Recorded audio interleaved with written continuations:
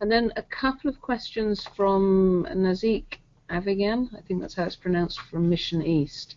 One on the impact of counterterrorism legislation on civil-military coordination, where humanitarian actors have to work in coordination with military forces present on the ground. And I think you were talking about this, some of the lists as how different military groups are incorporated.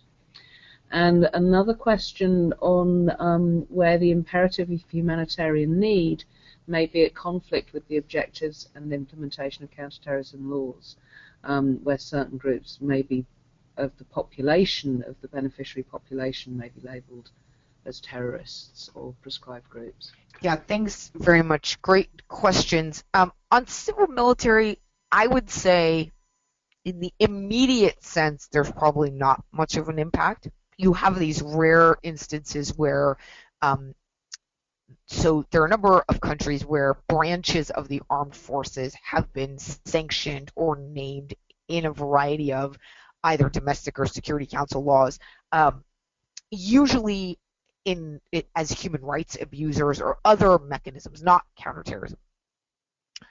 So I don't think this is a primary concern for civil military. However, I do think if you're operating in an area where there are listed groups active and you are engaging in civil military coordination in that area, we have observed in our research that organizations are often getting very different messages from donor governments and those present on the ground. So you may want to really be cautious about if your civ-mil liaison is saying one thing about the applicable counterterrorism law and your donor rep on the ground is saying another thing, and then you're hearing from Capitol yet another thing. In my experience, those may be very different accounts of what the counterterrorism law says, and it just may be a good idea to ensure that you have some kind of independent check on what you're hearing from government representatives. Second, and that goes for host state and donors, by the way. Your second question, indeed, I think that the humanitarian imperative can be in conflict with counterterrorism. I really like your use of the word implementation. I think it can often be at odds with some of the ways in which counterterrorism measures are implemented. Some humanitarian actors have suggested that the goals of counterterrorism and humanitarianism may be well aligned insofar as they seek to protect individuals from attacks.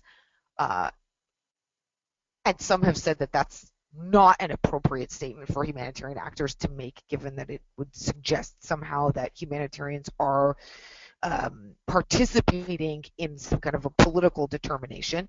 I think regardless of where you end up on that question, there's no doubt that there is a tension here and in some cases a real conflict.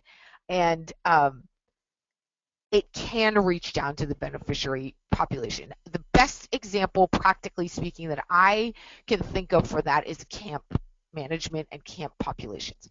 So if you have a situation where your organization is working in a large refugee or IDP camp environment and you know that listed groups are present in some camps, they may organize, they may come to you and say, we are here as the group, we're named, we know who we are.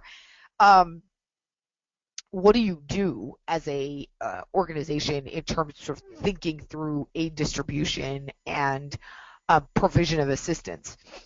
And so far, our sense is that donors are sensitive to this problem and they understand that there really is a dilemma posed if these laws are seen as going down to the beneficiary level. So for example, U.S. Law says that it is not meant to go down to the beneficiary level in terms of the requirement to vet individuals, but it's a very gray area, and certainly in some contexts, organizations have found themselves walking a very uncomfortable line between donors demanding assurances and humanitarian organizations being deeply concerned that it would be a violation of humanitarian principles for them to seek to obtain detailed information on their beneficiaries.